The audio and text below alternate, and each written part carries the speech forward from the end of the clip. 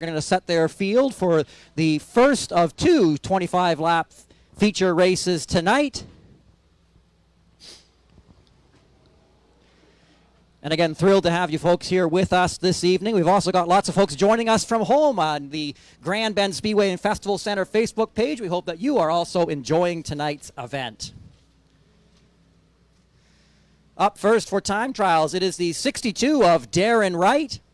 Darren Wright out of Watford in the blue and black machine here. He was a regular with us last year at Grand Bend and made his season debut last week in the second of two feature races. So he wasn't able to participate in the time trials last week.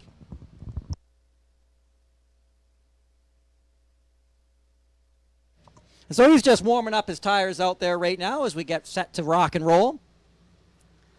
Takes the white flag here. He'll have one more lap before he takes the green.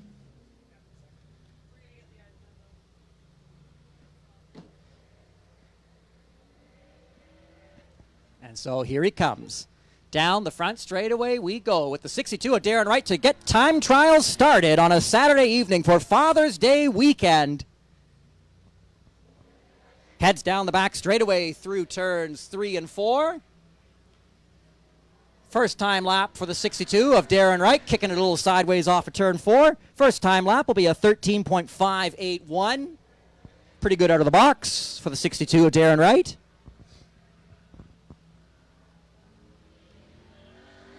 And his second lap of record will be a 13.646. So actually his first lap out was his best lap, interestingly. Usually drivers get faster on the second lap. Not always the case. Shifting gears now, it'll be the 67, or the 77 rather, of Jeremy Curtis. Jeremy Curtis in the 77. And again, they give the V8 late models just a couple laps here to get a little bit of heat in the tires as we get underway.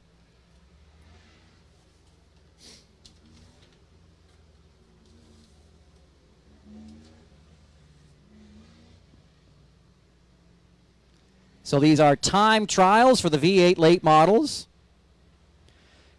We've got a full card of racing. Highlighting our racing card tonight, of course, is the Southern Ontario Pro 4 Modified Series. And these cars, the 77 rather, it's on the track right now with Jeremy Curtis. This car is actually part of the Around the Bend driving experience. So fans can actually come out during the week or on the weekends. Or maybe if you even talk nice to Gord Bennett, maybe even after the races tonight, you could actually be ripping that car around the track. For more information about the Around the Bend driving experience, make sure to hit grandbendspeedway.ca. Jeremy Curtis takes the green flag and heads on down the back stretch. He's going to be putting his first lap into the books here down the front straightaway. He is cooking, it looks like, out there tonight, and it's going to be a 13.007. He is moving and grooving out there in the 77. Out of turn 4 now down the front straightaway, kicking it sideways. His second lap of record will be a 12.553, which will be his best time. Well, good on him. So he's top of the charts right now in the 77. That's Jeremy Curtis.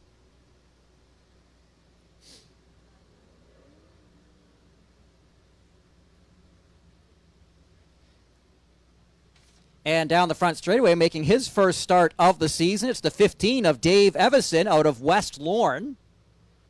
We haven't seen Dave out yet this year, although I understand he was out practicing earlier this year. And so it's good to see that car and driver out to the track. So a very big welcome to Dave Evison out of West Lorne. These are the V8 late model time trials at Grand Bend Speedway.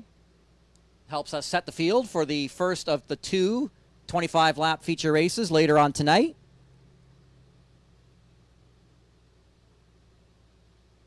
And again, he takes a little bit of a moment here to get a little bit of heat in those tires.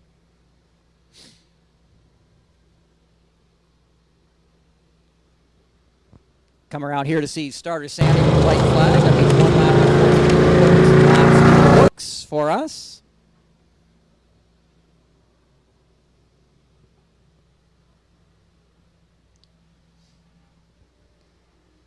And he's gotten his green flag coming up here. Starter Sammy shows him that green flag. Dave Evison hits the stripe and hits the stripe running here in that black and yellow number 15. Slides up the racetrack a little bit out of turn 2. I don't know if this is going to be the fast lap of record for the 15 of Dave Evison. White flag here from Starter Sammy.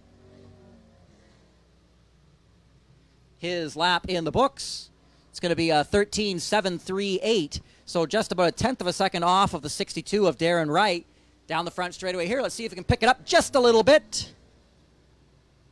Oh, he does. 13.196. That moves him up to second spot. So he'll get the best out of the 62 of Darren Wright and move up to second place. And so that'll be it for V8 late model time trials. And we'll get set here with our regular racing program with the junior sprints. We've got junior sprints tonight. The 9-horsepower mini sprints are here this evening. They've picked up a couple of drivers, actually, it looks like. That's awesome to see. The V8 late models, who we just saw time trialing. The 4-cylinder bone stocks also on the card this evening. And then, of course, as we mentioned, the Southern Ontario Pro 4 Modifieds are here. This is a class we've really been looking forward to seeing back. 3, 4, 5, 6, 7, 8. So they've actually grown quite a bit. I think last year they were fielding about 4 cars, and they've doubled that. I see 8 here up on the roster for the Pro 4 Modifieds. So that is awesome. They are growing in leaps and bounds. I know they've been working really hard on that. They're sponsored this year by BCW Lumber out of Brantford. Well, folks, it is time for our first feature race of the evening. We run a double features format at Grand Bend Speedway and Festival Center. So 25 laps on the docket here for the first of 2 feature races for the junior sprinters. 6.5 horsepower motors powering these young drivers. And then we're going to be seeing them later on tonight. Again, 25 laps. But the order will be completely reversed. So the 6X, the driver who's out front right now, Maxwell Lloyd, who's starting on the front row, he's going to be moving all the way to the back, Maxwell Lloyd, when it comes to feature race number 2. And they drew random starting spots to start the evening.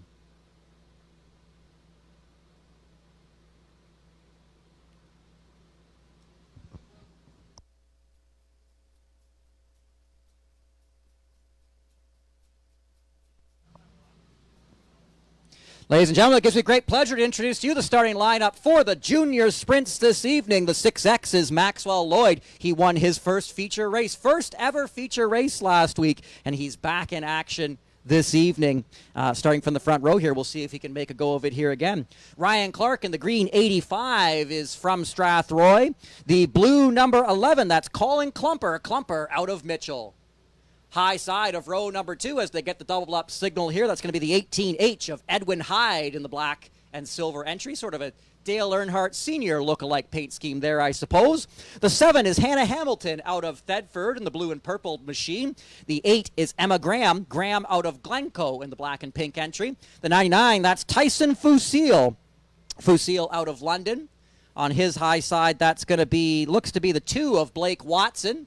And then the 6, Alexis Eaton out of London, rounds out the field. Looking good tonight out there, drivers. These are our youngest drivers, all of them under age 12 years old. It is one of our development divisions at the track. And they are set to go racing. 25 laps, the big distance this evening. Maxwell Lloyd with something to prove. Again, on the front row here, first ever feature race win for the 6X last week. As he comes on down the front straightaway, he's going to see the green flag from starter Sammy. They mash the gas, and we are racing for 25 laps with the junior sprinters. 3 wide through the middle of the pack there, just for a flash. As our front 4 gets separated, and it's actually the 85 of Ryan Clark who gets out front to the quick early lead. 6X of Maxwell Lloyd hanging out there. Taking a look up to the high side, here goes the 6X of Maxwell Lloyd, the 85 of Ryan Clark. Sliding up the groove a little bit. 3 wide for the lead. Down the back straightaway, the 11 of Colin Klumper wants to get into the mix really early on tonight. Down the front straightaway, drag race to see who leads that lap. It's the 6X of Maxwell Lloyd at the stripe. The 11 of Colin Klumper, though, gets the better of him down the back straightaway as Lloyd got a little bit skittish there. We now see the 18H of Edwin Hyde in the black car up to third place. And this field looking very competitive this evening. The drivers have definitely picked up their pace compared to last week. The 11 of Colin Klumper gets himself out front. We've got a big mess of cars here going into turn 3 right now, though. The 7 of Hannah Hamilton, the purple and blue car, trying to chase down the 85 of Edwin Hyde. This group going into turn 1 right now. And out of turn 2 they go. The 7 of Hannah Hamilton goes up to the high side down the back straightaway, gets around the green and black 85. And now we're seeing the 2 of Blake Watson up on the high side there in that pack as well. They're just coming to the start-finish line now. This is a heck of a race here through the mid-pack. The black number 8 of Emma Graham up to the high side on the 85 of Edwin Hyde. The 99 of Tyson Fusil in the orange machine trying to get in there as well. This is the battle for 5th, 6th, and 7th.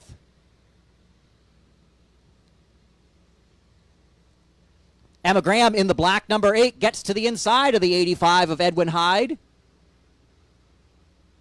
And that was good for 5th spot. The 99 of Tyson Fusil in the orange car. Looking up high now on the 85 of Edwin Hyde. This is sort of your battle to watch on the racetrack.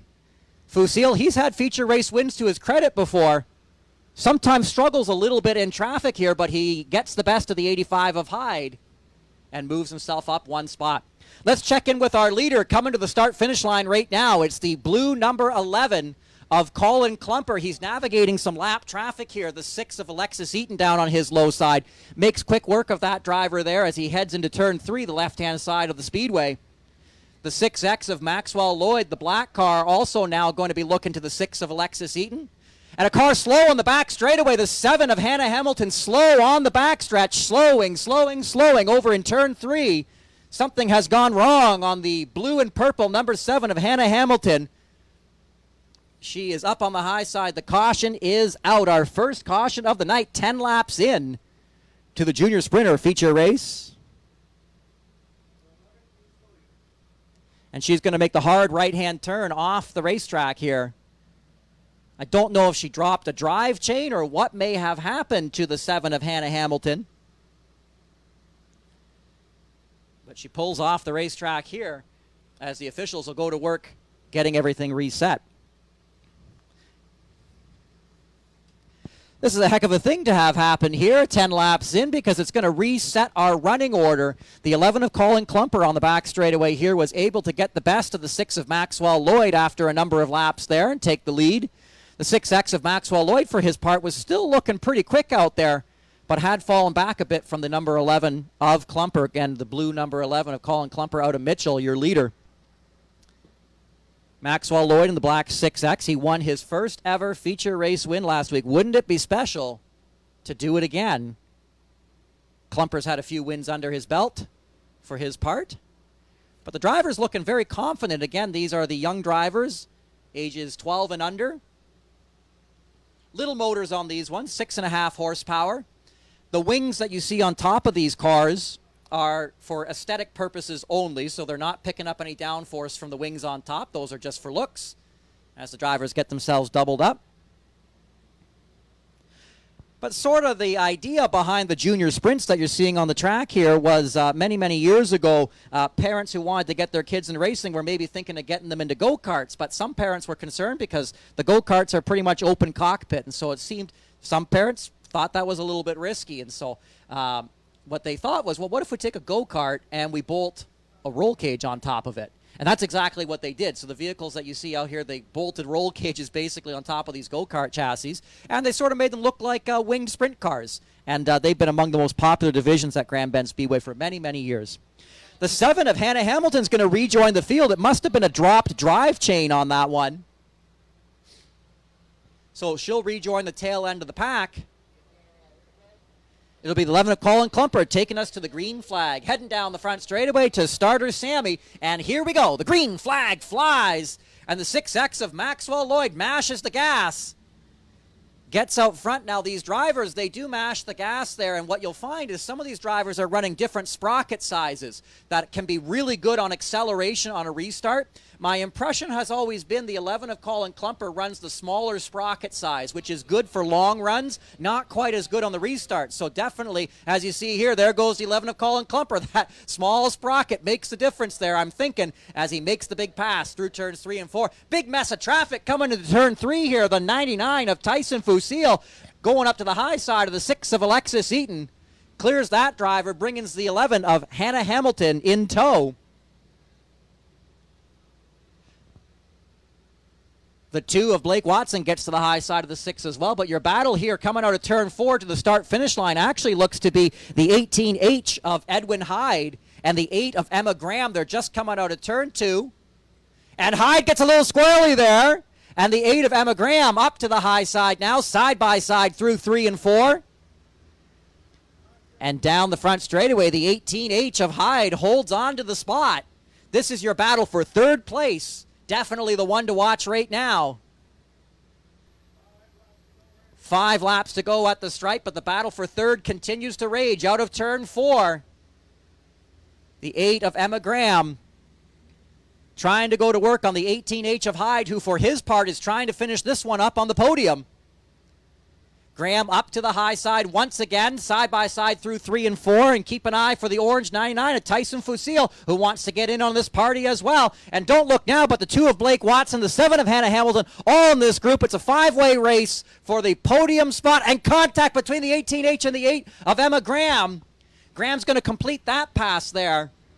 A little bit of incidental contact there in these open wheel warriors. So Graham gets the spot.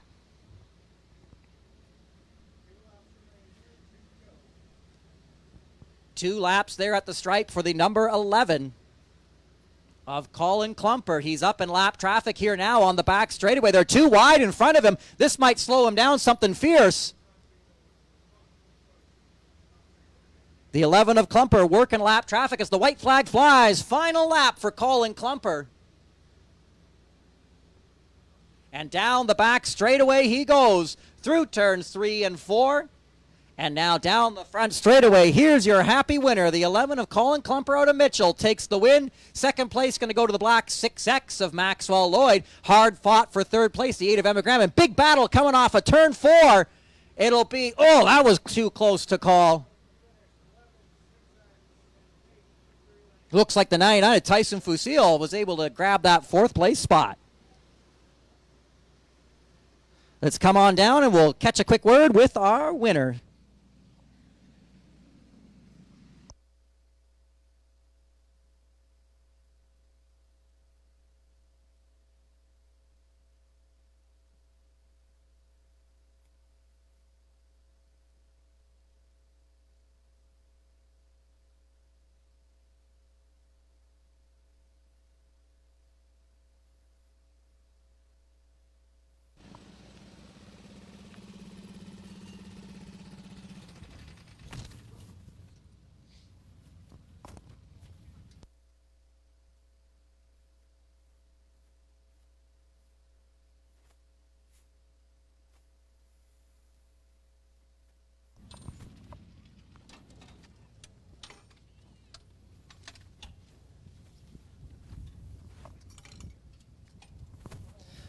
All right, here comes our winner. Take a flag. Race fans, put your hands together. 11, Colin Klumper out of Mitchell. He is your winner for feature race number 1.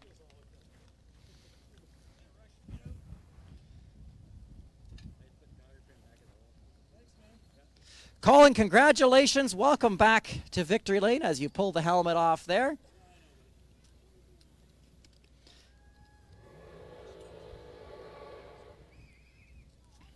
You have some fans up in the pit grandstands, it sounds like. All right, congratulations. Tell us about that race there. You were able to get the best out of the 6X of Maxwell Lloyd, last week's feature race winner. How you feeling? Pretty good. Yeah, that was actually a really good race for Max, and that was pretty clean there, so I like that. So. Who do you want to thank tonight? Redline Concrete, my mom, my dad, and Tabitha Gord. All right, that's the number 11, Colin Klumper out of Mitchell. We'll come back around here for the photo. In just a flash, 6X Maxwell Lloyd. Max, you took the feature race win last week. You're back up on the podium. Do you have anything for him for second feature race tonight? I'm going to try to get on the podium again. That sounds like a plan. Who do you want to thank tonight? Custom Fluid Power, Leaf Racewear, and my family and friends. Awesome. That's the 6X of Maxwell Lloyd. Good for second place. And a hard-fought podium finish for the 8 of Emma Graham. Things are getting a little dicey out there. Did you sense that? Yeah, 18 was getting really loose in turn 2, but I finally passed him. Who do you want to thank tonight? I want to thank my mom and dad for getting my car ready, and Gary Graham Transport and the Lambeth Chiropractic and Wellness Center. All right, that's the 8 of Emma Graham out of Glencoe. We'll snap the photo here and get ready for the next event.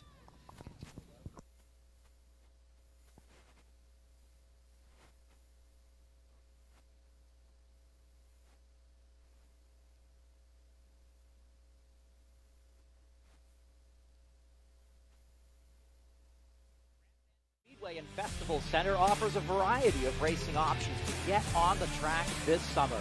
The cars you're watching right now on the screen are bone stock 4-cylinder race cars. They are affordable entry-level racing. Drivers say they are a thrill to drive at Grand Bend Speedway and Festival Center. To learn more and get involved this summer, visit grandbendspeedway.ca.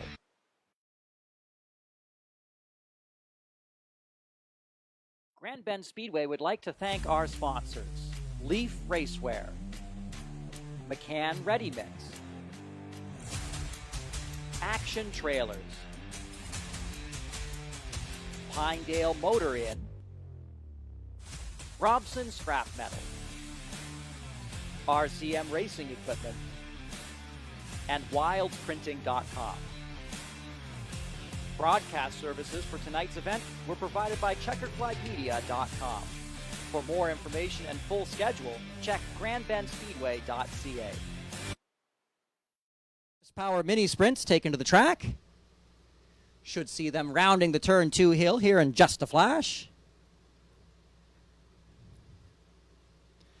Got lots of events coming up at Grand Bend Speedway this summer. You can see our full Speedway schedule at grandbendspeedway.ca. And there they are, the 9-horsepower sprint cars. This is now the fastest growing class at the track. One of the things we are working really hard at Grand Bend Speedway right now is really showing that this is an awesome place to race. The drivers who race here know it, but what we also know is there's a lot of equipment sort of sitting around sort of post-pandemic, I suppose, just waiting to get back into the action. And this week, we were able to dredge up 2 more 9-horsepower sprinters. It was a heck of a race last week. You wouldn't believe me if I told you. But we had, I think it was something like, 31 lead changes in 25 laps, which sounds like a statistic that shouldn't be possible. And yet it was. You had to be here to see it. And so I'm very curious to see if tonight we see the similar type of action out of the 9-horsepower sprinters.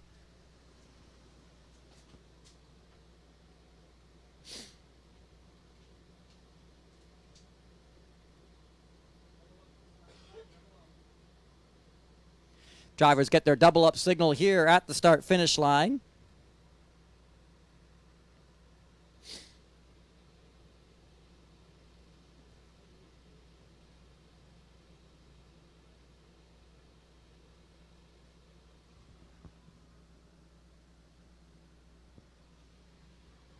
As starter Sammy going to give them the white flag here.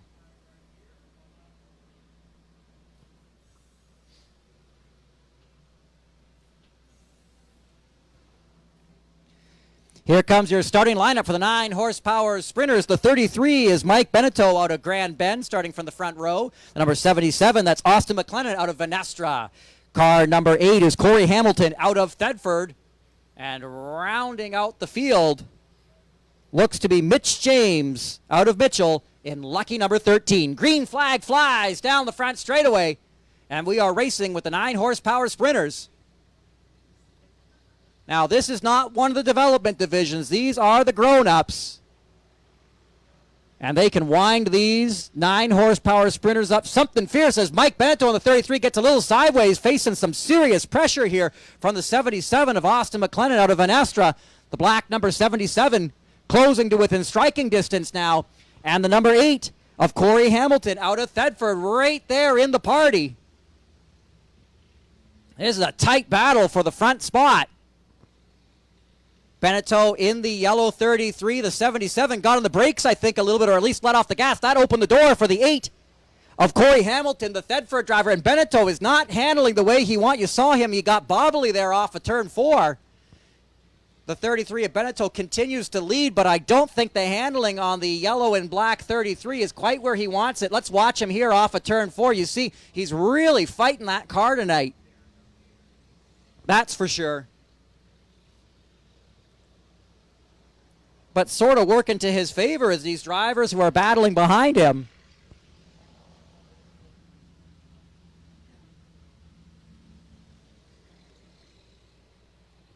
Because as the 8 of Hamilton and the 77 of McLennan battle it out, what that's going to mean is it really lets the 33 of Beneteau stretch his legs here a little bit, even though his car's not quite handling the way he wants.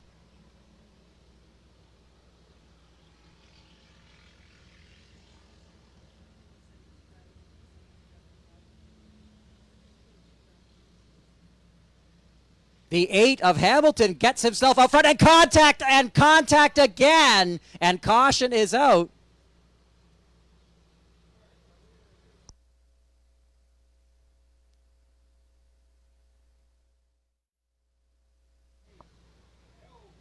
And yeah, that's a rough go back there.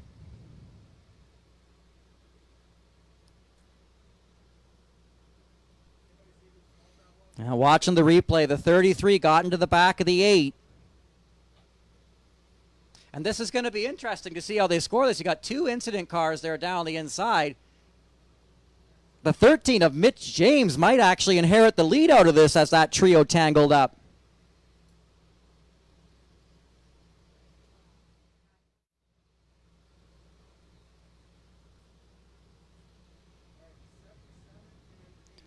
Safety crew going to give the 8 a push. Corey Hamilton, get him back in the game here.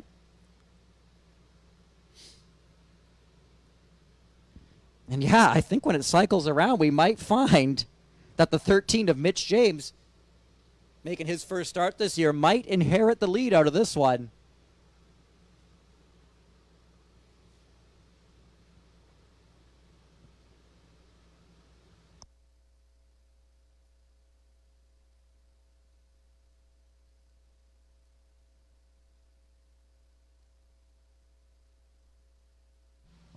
Oh, and I'm mistaken. The 13 was actually a lap down, so he can't be our leader. I was so fixated on that lead group. They're telling me he's a lap down. I didn't see him go a lap down, but I was really fixated on those leaders. And announcers were definitely known for our tunnel vision. Unfortunately, it's something that happens to us up here in the booth. So thrilled to have you folks joining us this evening at Grand Bend Speedway. These are the 9 horsepower sprinters, and it is Father's Day weekend.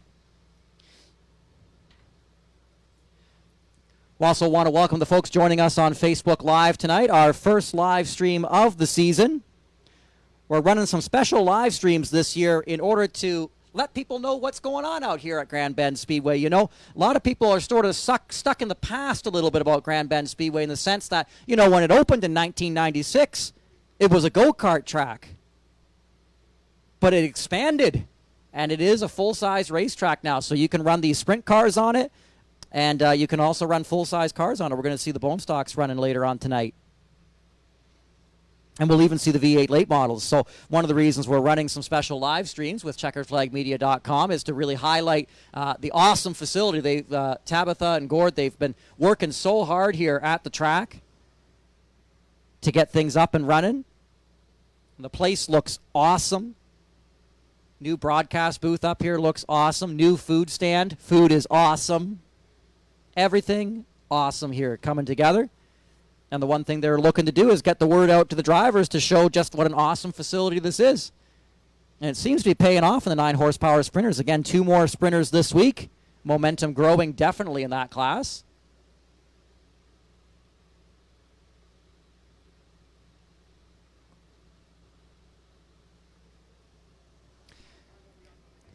We were just 13 laps in, so we were right on the halfway marker for these 9 horsepower sprinters.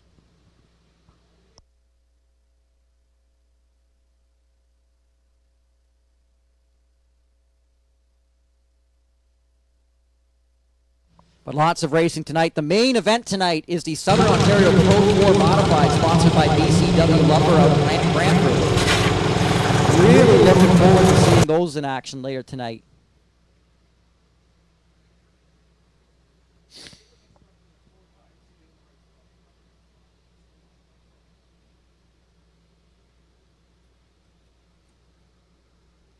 So when we restart here, it looks like they've got the 33 of Mike Beneteau restarting out front.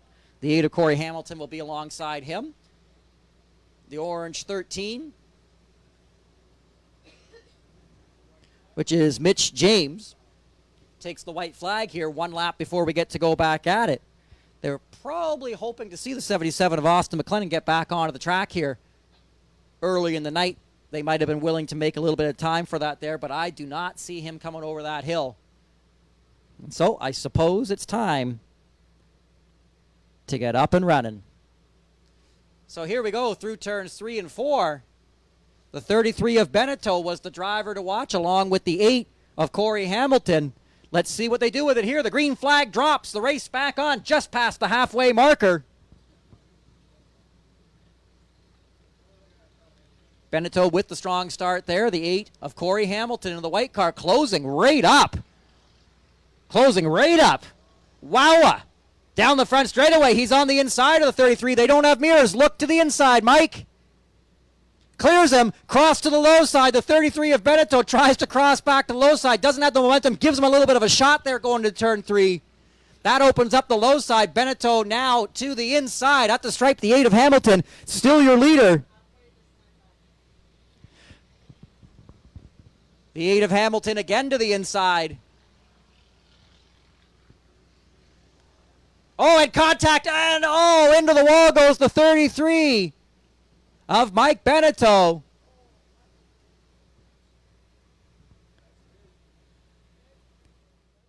Heartbreak there for I think he's okay, though. I think he's A-okay. Looking on the replay here. Let's see what happened on the replay. I'm seeing Beneteau. Oh, he just slipped up the groove there a little bit, overcooked it.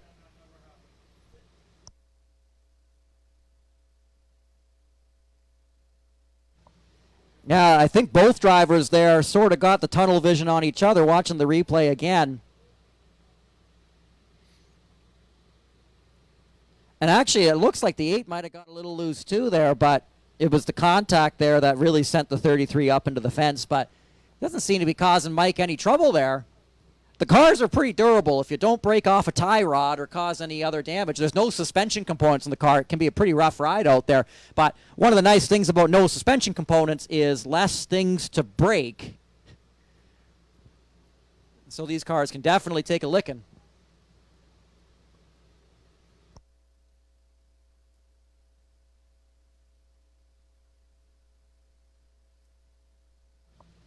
So they'll be seeing the white flag this time by before they get to go back racing.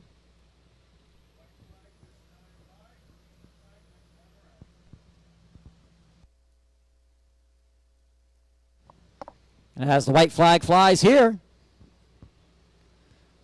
again, we're past the halfway point in this deal. The 33 of Mike Beneteau. He's had a busy race tonight. He had a feature race win to his credit last week, though.